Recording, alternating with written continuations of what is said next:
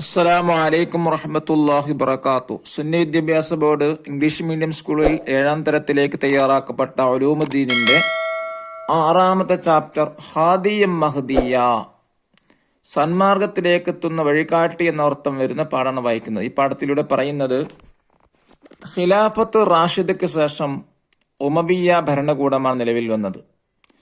എങ്ങനെയാണ് ഉമവിയ്യ ഭരണകൂടത്തിന്റെ തുടക്കം? അതിലെ പ്രധാനപ്പെട്ട ഭരണാധികാരികൾ ആരെല്ലാം? ഉമവിയ്യ ഖിലാഫത്തിന്റെ കാലത്ത് രാജ്യത്തിന് പല നേട്ടങ്ങളും ഉണ്ടായി. അത് ഏതെല്ലാമൊക്കെയാണ് ഈ പാഠത്തിലൂടെ പറയുന്നത്. നോക്കൂ, അലി റളിയല്ലാഹു വഫാത്തായപ്പോൾ ഹസൻ റളിയല്ലാഹുവിനെ 5ാം ഖലീഫയായി ജനങ്ങൾ ബൈഅത്ത് ചെയ്തു. എന്നാൽ അനൈക്യം ഒഴിവാക്കാൻ വേണ്ടി അദ്ദേഹം മുആവിയ റളിയല്ലാഹുവിന് ചില ഉപാധികളോടെ സ്ഥാനം ഒഴിഞ്ഞുകൊടുത്തു. ഉസ്മാൻ റളിയല്ലാഹുവിന്റെ കാലത്ത് ഉടലെടുത്ത അനൈക്യം അവസാനിക്കുകയും ജനങ്ങളെല്ലാം ഒരു ഇമാമിന്റെ കീഴിൽ അണിനിരക്കുകയും ചെയ്തു. ഇത് ഹിജറ 41 ഈ വർഷം ആമുൽ ജമാ അഥവാ ഐക്യവർഷം എന്ന പേരിൽ അറിയപ്പെടുന്നു. 4 ഖലീഫമാരുടെ കാലത്തും യുദ്ധസംഘത്തലവൻ, ഗവർണർ തുടങ്ങിയ സ്ഥാനങ്ങൾ വഹിച്ച വ്യക്തിയാണ് മുആവിയത്ത് ബിൻ അബീ സുഫിയാൻ റളിയല്ലാഹു അൻഹു. അദ്ദേഹത്തിന്റെ സ്ഥാനാരോഹണത്തിലൂടെ ഖിലാഫത്ത് ബനൂ ഉമയ്യ കുടുംബത്തിലായി തീർന്നു. അതിനാൽ ഈ ഭരണകൂടം അൽ ഖിലാഫത്തുൽ ഉമവിയ്യ എന്ന പേരിൽ അറിയപ്പെടുന്നു. ഹിജറ 41 മുതൽ 132 വരെ നീണ്ടുനിന്ന ഉമവി കാലത്ത് 14 പേർ ഭരണം നടത്തി. ഉമവിയ്യ ഖിലാഫത്തിൽ ഏറ്റവും ശക്തനായ ഭരണാധികാരി അബ്ദുൽ മലിക് ബിൻ മർവാനും ഏറ്റവും പ്രസിദ്ധനും സച്ചരിതനുമായ ഭരണാധികാരി, എന്താണ് സച്ചരിതൻ എന്ന് പറഞ്ഞാൽ? സജ്ജനങ്ങൾ എന്നർത്ഥം. സച്ചരിതനുമായ ഭരണാധികാരി ഉമർ ബിൻ അബ്ദുൽ അസീസ് റളിയല്ലാഹു അൻഹുമാണ്. അദ്ദേഹം 5ാം ഖലീഫ എന്ന പേരിൽ അറിയപ്പെട്ടു. ഇദ്ദേഹത്തിന്റെ ഭരണത്തിന് ഉമർ ബിൻ അബ്ദുൽ ഖത്താബ് റളിയല്ലാഹു അൻഹുവിന്റെ ഭരണത്തോട് സാദൃശ്യമുണ്ടായിരുന്നു. ഇതിനാൽ 2ാം ഉമർ എന്ന് അദ്ദേഹം അറിയപ്പെട്ടു. ഉമവി ഭരണത്തിനിടയിൽ അല്പകാലം അബ്ദുല്ലാഹ് ബിൻ സുബൈർ റളിയല്ലാഹു അൻഹു ഖലീഫയായി. മുആവിയ റളിയല്ലാഹു അൻഹുവിന്റെ മകൻ യസീദിനെ ഖലീഫയാക്കിയതിനെ എതിർത്ത അബ്ദുല്ലാഹ് ബിൻ സുബൈർ റളിയല്ലാഹു അൻഹുവിനെ മക്കയിലും മദീനയിലുമുള്ളവർ ബൈഅത്ത് ചെയ്തു.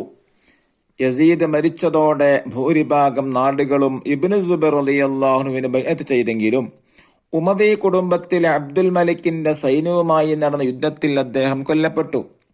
91 വർഷം ഇസ്ലാമിക രാഷ്ട്രത്തിന്റെ സാരഥ്യം വഹിച്ച, സാരഥ്യം എന്ന് പറഞ്ഞാൽ എന്താ? ലീഡർഷിപ്പ്. സാരഥ്യം വഹിച്ച ഉമവികളുടെ കാലത്ത് രാജ്യത്തിന് പല നേട്ടങ്ങളും ഉണ്ടായി. അതിലൊന്ന്, അറബി ഭാഷയ്ക്ക് വൻ പ്രചാരം ലഭിച്ചു. 2, കവിത, പ്രസംഗം, രചന തുടങ്ങിയ അറബി സാഹിത്യ ശാഖകൾ പുരോഗതി പ്രാപിച്ചു. ഇൽമുൽ ഖുർആൻ, തഫ്സീർ, ഹദീസ്, ഫിഖ്, വ്യാകരണം തുടങ്ങിയ വിജ്ഞാന ശാഖകൾ രൂപപ്പെട്ടു. അറബി ലിപിക്ക് പുള്ളി, ഹർക്കത്ത് മുതലായവ നടപ്പിലാവുകയും അത് വ്യവസ്ഥാപിതമാവുകയും ചെയ്തു. 3, വിവർത്തനവും ചരിത്രരചനയും ആരംഭിക്കുകയും വൈജ്ഞാനിക മുന്നേറ്റമുണ്ടാവുകയും ചെയ്തു. 4, രാഷ്ട്രം സാമ്പത്തികമായി വൻ അഭിവൃദ്ധി നേടി. ഉമർ ബിൻ അബ്ദുൽ അസീസ് റളിയല്ലാഹു അൻഹുവിന്റെ കാലത്ത് സക്കാത്ത് വാങ്ങാൻ അർഹരില്ലാത്ത വിധം എല്ലാവരും സമ്പന്നരായി. 5, രാജ്യം കൂടുതൽ വിസ്തൃതമായി. സിന്ധ്, തുർക്കി, പടിഞ്ഞാറൻ ആഫ്രിക്ക, സ്പെയിൻ, ആദർബൈജാൻ, അർമേനിയ, റോം എന്നിവിടങ്ങളിലേക്ക് രാജ്യം വികസിച്ചു.